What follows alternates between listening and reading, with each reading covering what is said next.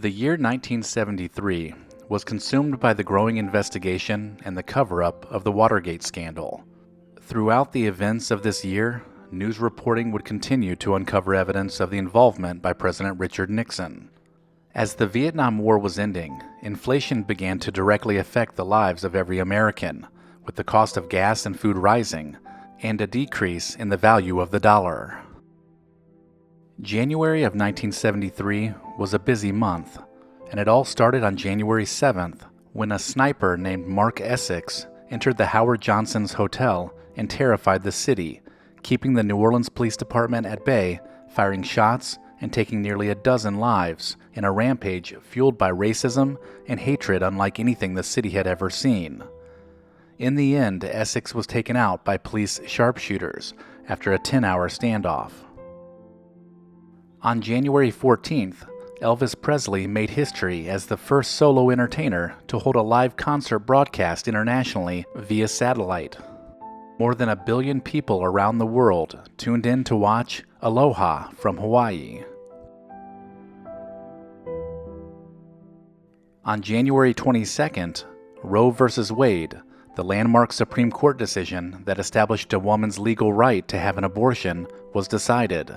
The court ruled in a 7-2 decision that a woman's right to choose an abortion was protected by the privacy rights guaranteed by the 14th Amendment to the U.S. Constitution. January 27th brought an end to the U.S. involvement in Vietnam. The United States, South Vietnam, Viet Cong, and North Vietnam formally signed the Paris Peace Accords. The settlement included a ceasefire, and the United States agreed to withdraw all remaining U.S. troops and advisors and dismantle all of the U.S. bases within 60 days. In return, the North Vietnamese agreed to release all U.S. prisoners of war. On March 14th, a future United States Senator named John McCain was released after spending over 5 years as a North Vietnamese prisoner of war. The very next month, McCain wrote about his ordeal in an issue of U.S. News and World Report, telling the tale of being shot down by enemy fire, teetering on the edge of death, and then enduring years of solitary confinement. The first handheld cell phone call was made on April 3rd by a Motorola engineer named Martin Cooper. Cooper walked down 6th Avenue in New York City, hoisting the 2.5-pound prototype to his ear, calling a rival, Joel Engel of Bell Laboratories, to declare that his Motorola team had devised a functional, portable phone. On April 17th, Federal Express officially began operations with the launch of 14 small aircraft from the Memphis International Airport. On that night, Federal Express delivered 186 packages to 25 U.S. cities along the East Coast, from Rochester, New York, down to Miami, Florida. On May 14th, NASA launched into orbit their first space station called Skylab.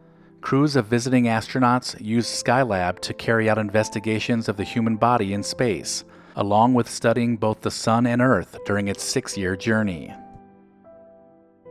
On June 9th, racehorse Secretariat became the first horse since 1948 to win America's coveted Triple Crown after winning the Belmont Stakes. In one of the finest performances in racing history, Secretariat, ridden by Ron Turcotte, finished the 1.5-mile race in a record 2 minutes and 24 seconds. He also won by a record 31 lengths. On August 11th, the nostalgic teenage coming-of-age movie American Graffiti, directed and co-written by George Lucas, opened in theaters across the United States. The film would go on to launch the big-screen careers of Richard Dreyfuss and Harrison Ford, as well as former child star Ron Howard. On September 20th, in a highly publicized Battle of the Sexes tennis match, top women's player Billie Jean King beat Bobby Riggs, a former #1 ranked men's player. Riggs, a self-proclaimed male chauvinist, had boasted that women were inferior and that they couldn't handle the pressure of the game, and that even at his age, he could beat any female player.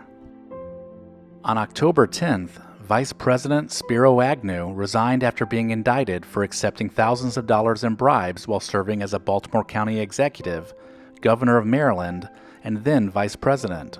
The Speaker of the House, Gerald Ford, would end up being nominated and confirmed as the next vice president by the end of the year. On November 17th, as the Watergate scandal and investigation was ramping up, President Richard Nixon told newspaper editors at Walt Disney World that he was not a crook. He stated, "People have got to know whether or not their president is a crook. Well, I'm not a crook. I've earned everything I've got."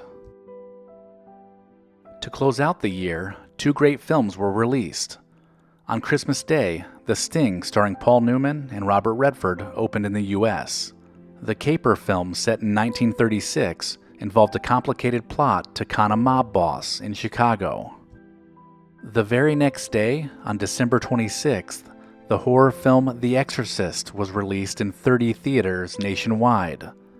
Long lines began to form as it became a phenomenon, helped by reports of audience members fainting and vomiting during the show.